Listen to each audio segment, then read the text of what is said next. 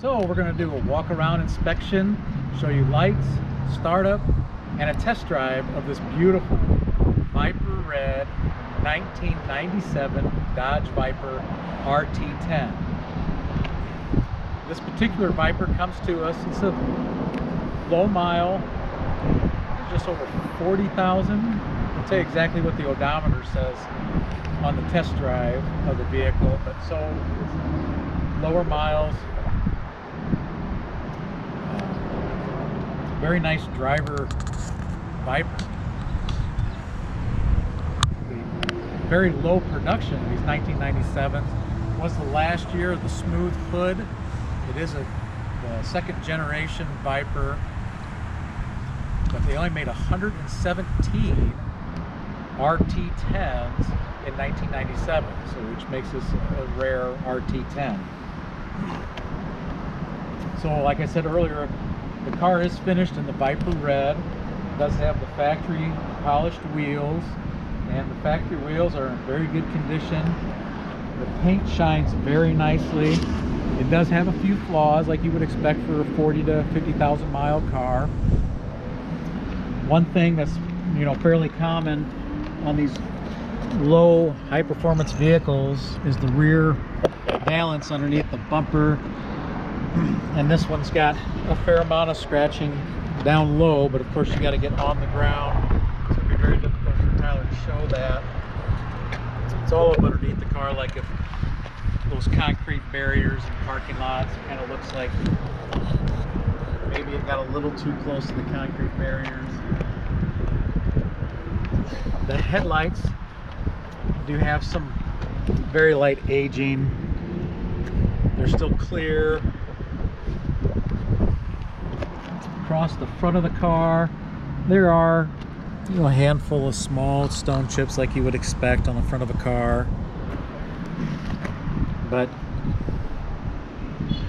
not bad. Nothing. It's all very, very minor. And standing back from the car, just 2 feet, and not much that you're going to notice. So, of course, all four of the wheels are in very good condition. Across the hood, it's in very good condition. Nothing really to talk about there. This side of the windshield's free of defects. Same with this window. Now this door is missing, which is a common issue with these Vipers, this window seal. Right here, this door is missing it. Do have it on the driver's side, so you get a little bit of air noise from this side, but not bad. I mean, just listen to that intoxicating V10 rumble instead. Or just take the top off. Or take the top off. And the top is in excellent condition throughout. This rear quarter, I'm not seeing any defects to note. The rear bumper cover on the face is excellent condition. Trunk. Open up this trunk real quick. And you'll see the home for the factory spare. The trunk is in very good condition.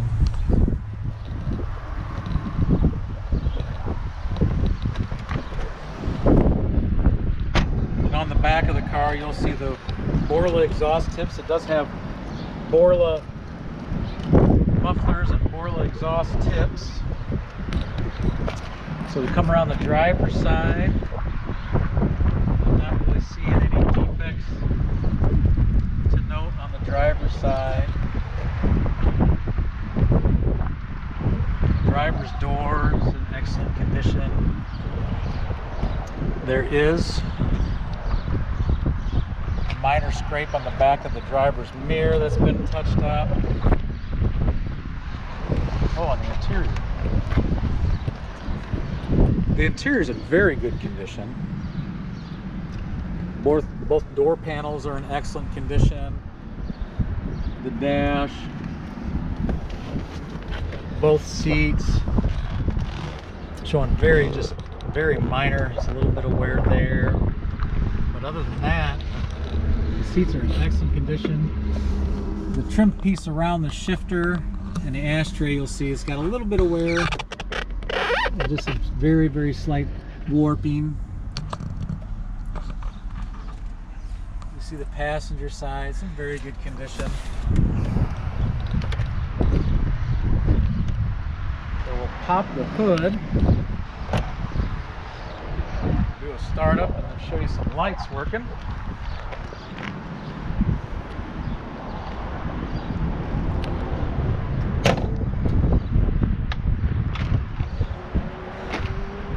It's always good to have the second person when you're opening. These Vipers are large. A little bit of a breeze I coming. might just have to hold that.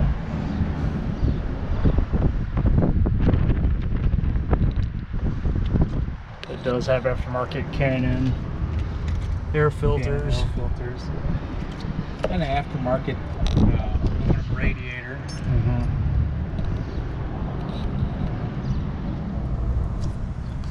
But That's overall how engine, it's pretty clean under the hood. Yeah, very clean. With the wind's blowing, so I'm not sure if you can hold that for a minute. Yeah.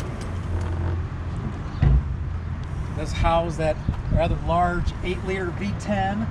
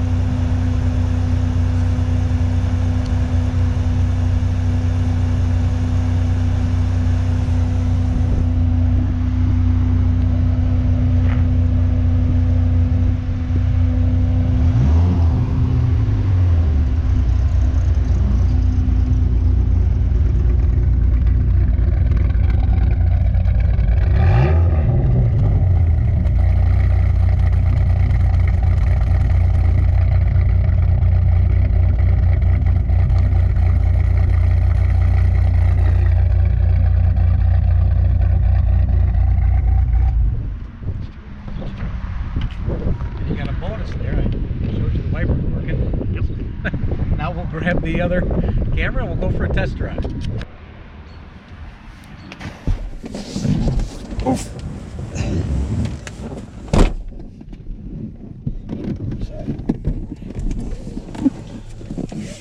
I'll never get used to that. Always look for it on the other side.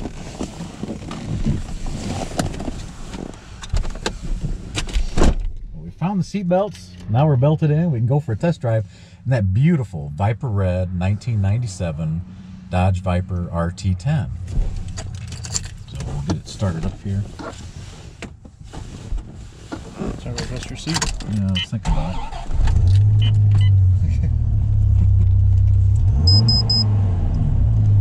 If you heard that beeping just now, the car is equipped with a radar detector that's actually built into the rearview mirror, which is kind of neat. Yeah, that's really cool. That way you don't have that box sitting on your dash somewhere. So, like we said, walk around 1997. So it has the 8-liter V10. That 97 was the first year that the RT10 received the 450 horsepower Correct. version. Yeah, like before the that, GTS. yeah, in 1996 when they introduced the GTS, you could only get the 450 horse tuned option in the GTS, so in the V10. So in 97 they offered that now in the 97 RT10, and it's kind of a rare car. I mean, in '97 they only made 117 globally 1997 RT10s. Most of them were GTSs in 1997, about 1,600. So the production that year was low in general, but for them to only make 117 of the Roadsters was even rare. So this car is kind of unique. It's got the higher horsepower GTS 8-liter V10, but also still retains the smoothie hood like you would have seen on the first gen Vipers. Yeah, so it's the kind of transition from the first gen to the second gen. So, yeah, so a rare little car. Of course, it starts, runs, drives, excellent like you would expect a 40,000 mile Dodge Viper to drive. It does have that cool kind of two-tone black and red interior. Pretty much black interior with a couple red accents like on the steering wheel, shifter, e-brake, mostly black. Oh, and you got red on the temperature control. Yeah, there you go. One of the, like 5 knobs on the dash. Yeah. Because these Vipers, I mean, they're not built for comfort. No. I mean, you do have air conditioning. Power steering, power brakes. Yeah. Tilt steering. Power windows. I don't think I even have cruise control. No cruise control. No, I mean, the Viper was a performance car. It wasn't dolled up. It wasn't all these luxury items. It wasn't your kind of golf course car. I mean, this car was built to run. Yeah. This is... And they do run. Yeah, absolutely. And that V10, I like it. But it's got a little load on it. That V10 really sounds good. I got caught in some traffic, so. But. And this one sounds really good. It does have Borla mufflers with tips. You see the polished tips we showed you in the video, but this car has a great sound to it. It does.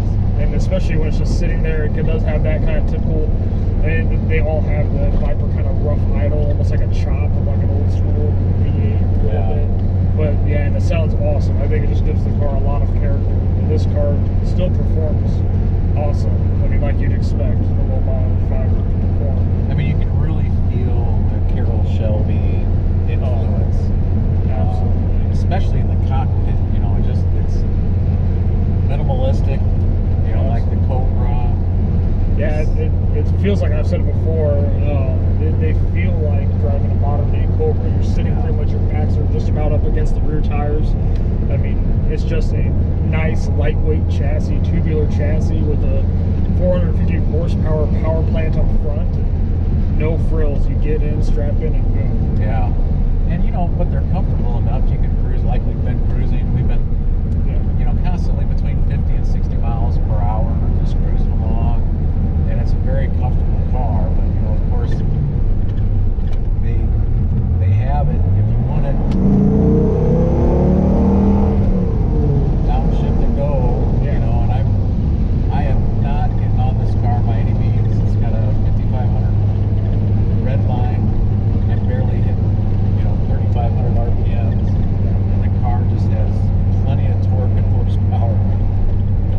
And plus, I mean, it's driving these is way different than driving, say, a Corvette or anything. I mean, you don't see these very often. They have a very unique styling to them. They're very aggressive.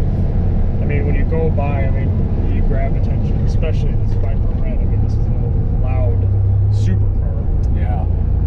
And you know, this particular car, having 40,000 miles, almost 41,000, it's got 40,803 miles on it. It doesn't have, it's not so low miles that you have to worry about driving it and putting a few extra miles on it. You know, you're not really going to hurt your investment much.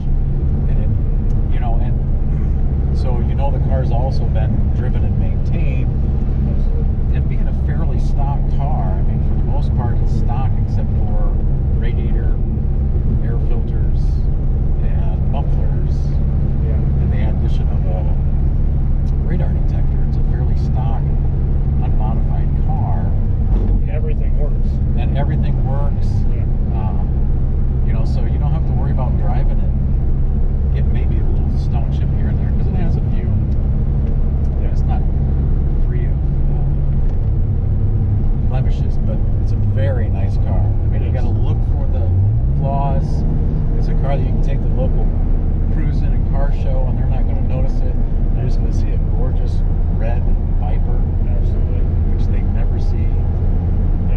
especially this year.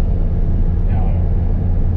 So if you're looking for a Viper or a supercar that, you know, is not going to break the bank, and You're gonna be the only one on the block that has one. yeah, I mean, the nice thing about these second-gen Vipers is they still, the first gens where they were just purely driver's cars, no power options whatsoever, just horsepower, and just no frills. I mean, a lot of those cars didn't even have AC. I mean, this is kind of nice. It adds AC, get your power features. power windows. Yeah, so it does add a couple of those amenities, but at the same time, it still retains that pure driver's car. It's the heart of the Viper and the heart of Carroll Shelby's influence on the Viper project, that and the Iacocca. It's just, yeah, they're an awesome car. And you know, this car, it's tight, the suspension's tight, the clutch is tight, transmission, the whole drivetrain, everything is nice and tight. There's a little bit of a rattle maybe from the top, and we do get a little wind noise from that door because of that one seal that we pointed out that was missing, which is a common problem with Yeah. this. There's actually a service bulletin for these when they first came out. So, Yeah. And they used up all the extra material that they produced. take care of the service bulletin. Yeah. So, It's kind of a hard piece to come by. So there is somebody out there that repops them. So. yeah. So great car. Oh, absolutely. Yeah. Gorgeous car. Yeah. Definitely a rock solid example of a Dodge Viper. Just a nice car. I mean, like Dad said, just get in, you can drive it and not feel bad about hurting your investment or having to keep the miles too low. Just get in and enjoy. Turnkey and enjoy. Absolutely. So if you're in the market, you definitely need to check out this Viper. Absolutely. Great car. Rock Solid Motorsports.